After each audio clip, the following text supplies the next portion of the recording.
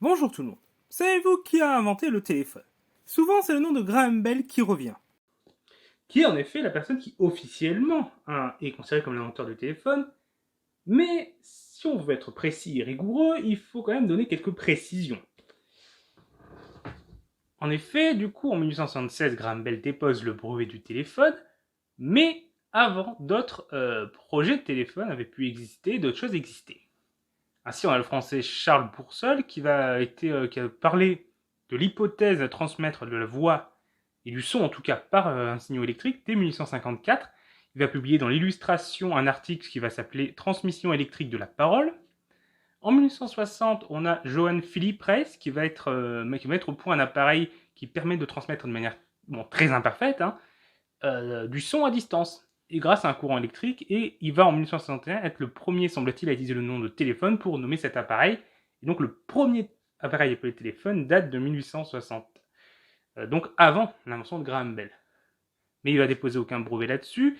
Par contre, en 1871, l'italien Antonio Mossi, qui va être le premier à déposer un brevet pour l'invention du téléphone, il aurait alors déposé ses prototypes à Edward Grant, qui est vice-président de l'American District Telegram Company of New York, qui, semble-t-il, les aurait alors perdus dans le laboratoire d'Alexander Graham Bell, qui du coup va plus tard déposer en 1876 le brevet et faire la première démonstration publique cette année-là, en juin de cette année-là, à l'exposition universelle de Philadelphie.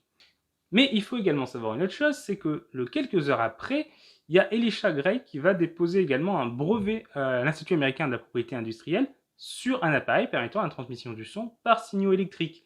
Le problème, c'est que ce demande de brevet ne sera examinée que le lendemain, là où celui de Graham Bell est déjà déposé.